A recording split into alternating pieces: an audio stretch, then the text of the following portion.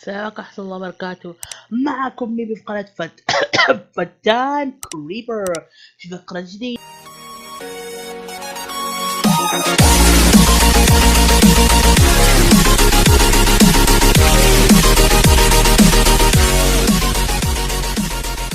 من يأتي الفيديو.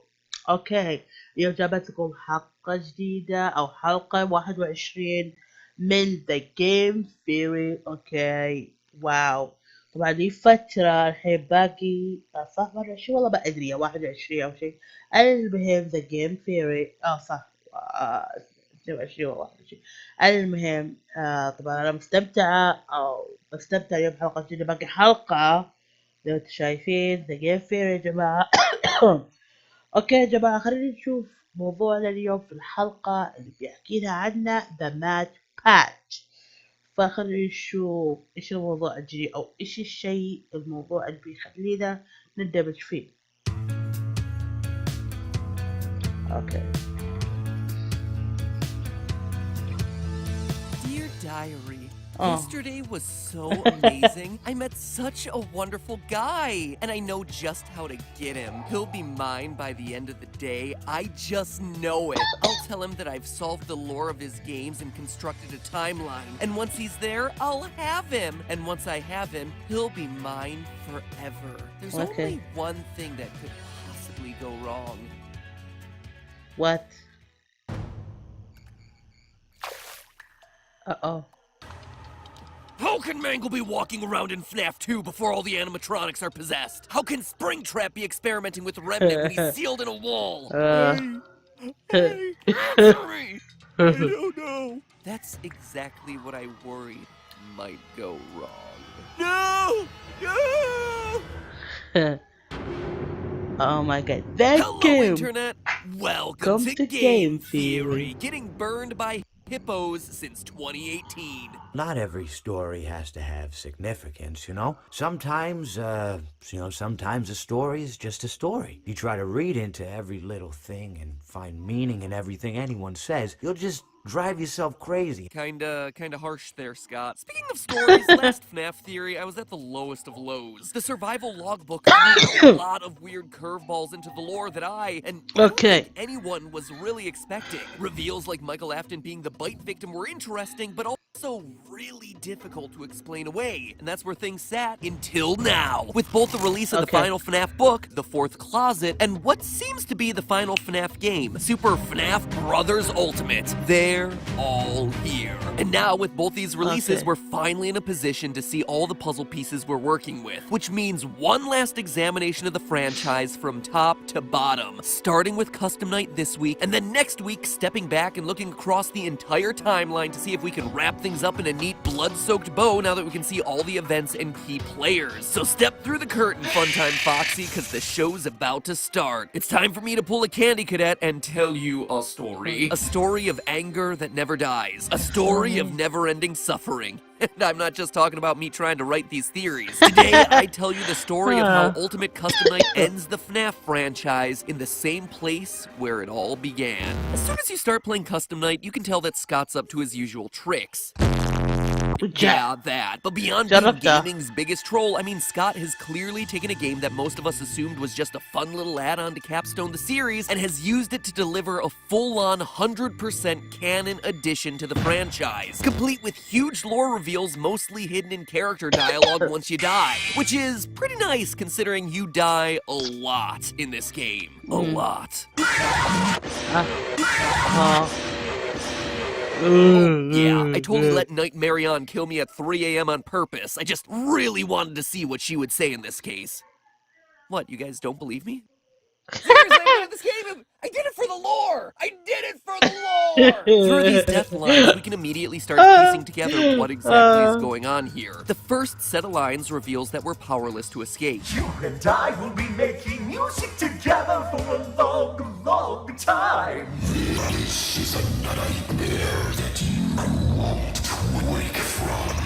Seeing you powerless is like music to me. More voice lines indicate that not only are we trapped here for all eternity, we also can't die. Or maybe more accurately, we can die just over and over again. What a gift to relish. A victim that can't perish. Let's taste death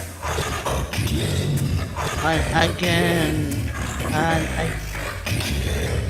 You won't get tired of dying, will you? By the way, for those of you who don't have an encyclopedic knowledge of every element of this franchise, that Toy Chica line is actually a fun little callback to one of my favorite moments in the franchise. Foxy Fighters, update 1.2 for FNAF World. You won't get tired of my voice, will you? So anyway, our character here is kinda screwed, trapped for eternity in a never-ending cycle of torment and death. It should be pretty obvious what's going on here, but I think Jacko Chica really sums up the situation best. The fire within me burns eternal, and now you shall as well. That's right, we're trapped in heck. H-E double hockey sticks. Or toothpicks, like my family always said, since we value proper capitalization. And from there, it's just a hop, skip, and a karmic jump away from who we're playing as. None other than Springtrap himself, William Afton. Not only does a one-way ticket to hell follow up on the advice Henry gave us from FNAF 6, although for one of you, the darkest pit of hell has opened to swallow you whole.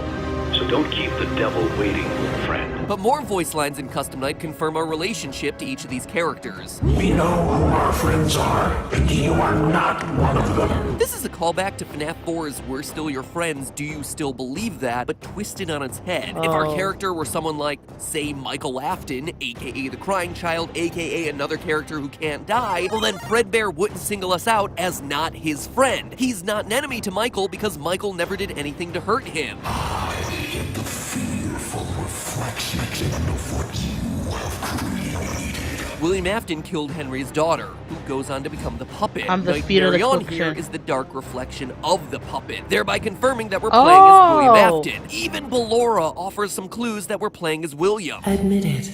You wanted to let me in. Ballora's song and sister location was all about William hiding behind walls in the aftermath of his child's death, which left an empty room and an empty tomb in his life. All I see is an empty room. No more joy. Empty tomb. He shut everyone else out, but now that we're in William's personal hell, she's able to call him out for all his hidden feelings. William wanted to let the woman that Ballora represents in, but he just couldn't do it thanks to his grief, hence her calling him out for his real desires. You wanted to let me in. So we're a murderer trapped in a personal hell of our own creation, forced to deal with the sins of our past for all eternity. Sound familiar? It should. It was my first ever FNAF theory. No joke. Way back in episode 1 of the FNAF series, I predicted it was a game about someone trapped in purgatory, tormented by their crimes for all eternity. Granted, the series had only just begun and the theory tied everything back to a real-life string of murders, but it's actually really awesome to think that we've come full circle. That, from a theory standpoint at least, these videos have circled back around to where it all began. It's poetic. A beautiful, horrific, child-murdery bookend of a story. So thanks, Scott. I have no doubt that you structured your franchise's final send-off that way just so I could have an I told you so moment at the very end after years of getting thwarted by your twisting story. It's very nice of you to throw me a bone. Might as well call me Mangle. More on that next week. But of course, it wouldn't be FNAF if things were just that simple. No, it's not good enough for William to be held in a perpetual state of agony. There's something keeping us here. Looking through all the voice lines, there's one other entity that's mentioned over and over again. The one you should not have killed. I am remade, but not by you, by the one you should not have killed. Greetings from the fire, and from the one you should not have killed.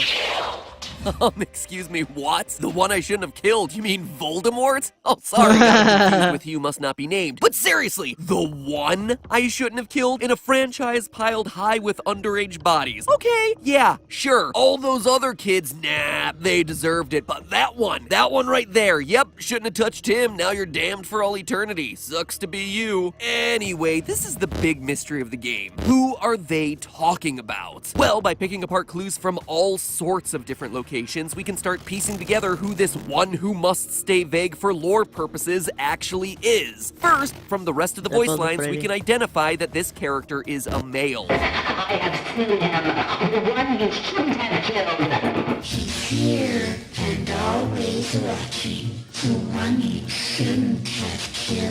Notice how both of them use the pronouns he and him. We also know that this guy specifically has a vendetta against us. To understand that, we have to turn our attention to the true stars of Ultimate Custom Night, the mediocre melodies. Without question, this crew of duck-crawling rejects steal the spotlight in Ultimate Custom Night. Going from WTF are these guys doing here in FNAF 6 to breakout meme stars in Custom Night, Orville, Elephant, and the gang not only provide important life lessons... He proceeded to pour me a glass of just ice-cold lemonade. Ooh, you ever mix it with iced tea? You do like... oh, half lemonade, half... ooh, it's so... you should try it some... well, you can't because you're dead. They also deliver on huge lore reveals. For the most part, their lines are pretty disposable, but very rarely you'll get a line from them that feels just a bit out of character. We've only just begun. I will never let you leave. I will never let you rest. With you, ninja skills. And if you listen closely, you'll hear a female voice echoing back what they're saying, almost as if they're puppets under someone else's control. This is how it feels, and you get to experience it over and over and over again, forever. I will never let you leave. Now, this voice could be baby. Not only does she sound similar,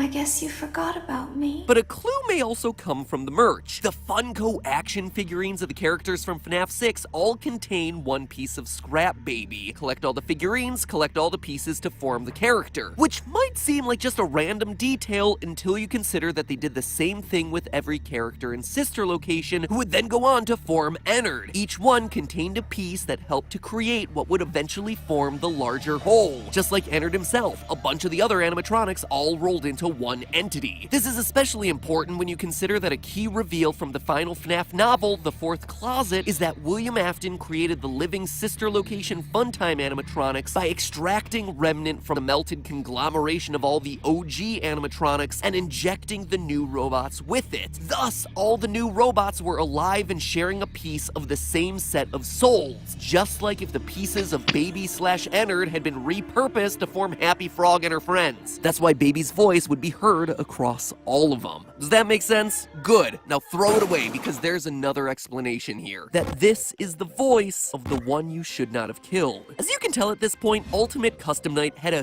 huge amount of voice acting. And the nice thing about voice acting is that you need to hire, you know, actors, which means job postings. So of course, for this game, Scott needed to make a ton of casting calls on the site voices.com, all identifying the roles that the actors would be playing. Some of the roles were obvious: Nightmare Balloon Boy, Pig Patch, Withered Chica, etc., etc. All characters that we're familiar with. Other casting calls, though, were a bit more vague. Monster, Character in Whisper, Little Girl, Annoying Girl, Vengeful Spirit. Now, if you track all of the job postings, you can actually identify every single role by who plays them. Monster is Jacko Chica. Character in Whisper is Trash in the Gang. Little Girl is the puppet. Annoying Girl is Dee Dee. Scott kept them vague so as not to ruin any surprises. You can actually identify each and every role, except for one. Vengeful Spirit, played by Tabitha Skanes. It's the only one that doesn't match up to any explicit character in the game. But we know for a fact it exists, since Scott himself left Tabitha an excellent review. 5 stars! Well done, Tabitha. So what is the Vengeful Spirit? Well, according to the casting call, quote, "This is for the voice of a young child who speaks in a whisper from the shadows." That sounds a lot like the voice that's whispering in the background of our merry band of rejects. This child is in control and is toying with the player, who's helpless to change their situation or prevent their inevitable end. Yeah, well, being trapped in HE double hockey sticks will do that to ya. The gender should not be immediately clear. It should work as either a young boy or a young girl, and you're welcome to do readings leaning one way or another. Ding, ding, ding, ladies and gentlemen, we have our winner. A puppeteer that's manipulating things from the shadows. A spirit who's out for revenge. A spirit who just so happens to occasionally show its face during game over screens. Yes, that creepy image of a face that's been haunting thumbnails of Ultimate Custom Night, that is the face of our vengeful spirit. A spirit who, based on its last line, has an axe to grind and intends to enact revenge by keeping us tormented for all eternity. He tried to release you. He tried to release us. But I'm not gonna let that happen. I will hold you here. I will keep you here, no matter how many times they burn us. He tried to release you, but I'm not gonna let that happen. I will hold you here? Yikes! Somebody's gotta get themselves a new hobby. But this is an important line, since by now many of you have probably seen the Old Man Consequences Easter egg. If you set the character Old Man Consequences to level 1 difficulty and then complete his minigame, you get taken through a glitch to Old Man Consequences Pond, a character from FNAF World who encourages the spirit to, quote, leave the demon to his demons. Rest your own soul. There's nothing else. He's encouraging the angry spirit to finally rest, to give it up, to move on, instead of just chasing down the demon, William Afton, and spending eternity enacting revenge. But that all leads to the question, who is this vengeful spirit? The one William should not have killed? Well, it's Golden Freddy. For proof, look no further than the final cutscene of the game. If you manage to get the nearly impossible score of 9,800, 49 animatronics at full difficulty, you see Golden Freddy in his FNAF 1 form twitching. He's stuck.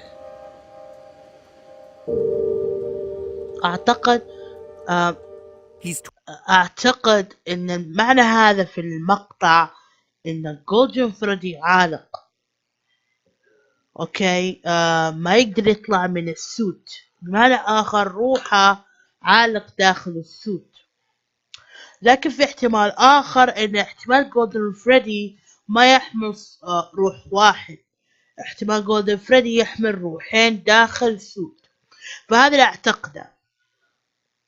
Twitching just like Springtrap did in the trailers to FNAF 3. Someone else who refused to give up, to pass on. Someone who always comes back. And just to dispel any confusion here, Golden Freddy isn't the crying child. This confirms it. Golden Freddy is actually a victim that we've never actually seen outside of the FNAF 3 minigames, nor will ever see outside of that face in the vent. But more on that next video, that final timeline episode I got cooking up. If you want to make sure that you see it, hit subscribe now, that way you don't miss it, because seriously, that is the one that wraps everything up. If there was ever a time to subscribe, now is that time. But anyway, Golden Freddy is the soul that's still trapped, one that refuses to let go of his hate, his rage. We even hear it in his line. He tried to release us, but I'm not gonna let that happen, no matter how many times they burn us. In FNAF 3, the puppet tried to release everyone through the Happiest Day minigame. Fazbear Fright was burned down in an attempt to cleanse Freddy's. Pizzeria Simulator was burned to the ground. None of it has worked. The spirit of revenge is and always will be there until he chooses to let go. That's why he's still twitching as he fades into the darkness. That's why his eyes are still white as he disappears. He is choosing to remain here, to continue tormenting William, to ignore Old Man Consequences, encouraging him to move on to the next life. You know, this might be what Scott truly meant when he said that 50-20 mode in this game was impossible. Not just that it would be unbelievably difficult to overcome, which, let's face it, it is, but that there's no victory here. That no matter how good of a player you are, there is no winning this game because there is no escape. That even if you play it perfectly, William is trapped, and there is no happy ending for Golden Freddy. In fact, you playing the game is continuing Golden Freddy's cycle of revenge. Old Man Consequence's message might be for Golden Freddy. Absolutely, rest your soul. There is nothing else, but it's also probably directed at us. I mean, we play and play and play this game for hours upon hours upon hours, achieving higher and higher and higher stats in a game that's incredibly difficult, and what do we get from it? A cutscene that's kind of